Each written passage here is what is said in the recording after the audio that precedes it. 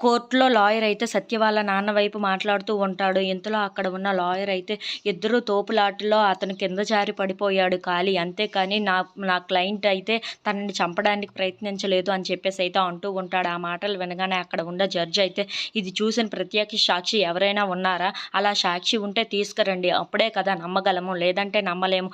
అలా తీసుకుని వచ్చి తర్వాత చూపించండి అని చెప్పేసి అయితే అంటూ ఉంటాడు. ఇంతలో అక్కడ ఉన్న క్రిష్ అయితే ప్రత్యక్ష సాక్షి అక్కడెవరు ఉన్నారు? ఎవరిని తీసుకురమ్మంటారు అని చెప్పేసి అయితే అడుగుతూ ఉంటాడు సత్యని. ఆ మాటలు వినగానే అక్కడ ఉన్న సత్య అయితే చాలా బాధపడుతూ ఉంటుంది. ఇప్పుడు నాన్న పరిస్థితి ఏంటి అని చెప్పేసి అయితే చాలా ఏడుస్తూ ఉంటుంది.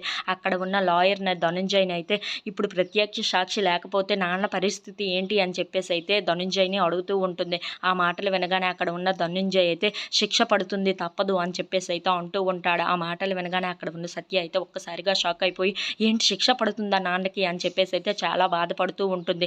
ఇంతలో అక్కడ ఉన్న క్రిష్ వాళ్ళ నాన్న మాత్రం ఇప్పుడు నా వియ్యంకుడిని నేను విడిపించానంటే నాకు నా ఎమ్మెల్యే పదవికే అడ్డంకం వస్తుంది. ఎలాగైనా సరే వాడు చెప్పకూడు తినాలి. నేను ఇక్కడ జైలు కొట్టించుకోవాలి. ఇప్పుడు నాకు చాలా సంతోషంగా ఉంది. నా వియ్యంకుడు జైల్లో ఉంటే నేను బయట జైలు కొట్టించుకొని ఎమ్మెల్యేని అవ్వబోతున్నాను.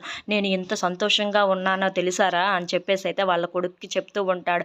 ఆ మాటలు వినగానే అక్కడ ఉన్న వాళ్ళ కొడుకు కూడా చాలా సంతోషిస్తూ ఉంటాడు. వాడు లోపల చెప్పకూడు తింటూ ఉంటే నేను బయట జైలు కొట్టించుకుంటే ఆ ఆనందమే వేరు అని చెప్పేసి అయితే అనుకుంటూ ఉంటాడు. If you like this video please like, share and subscribe.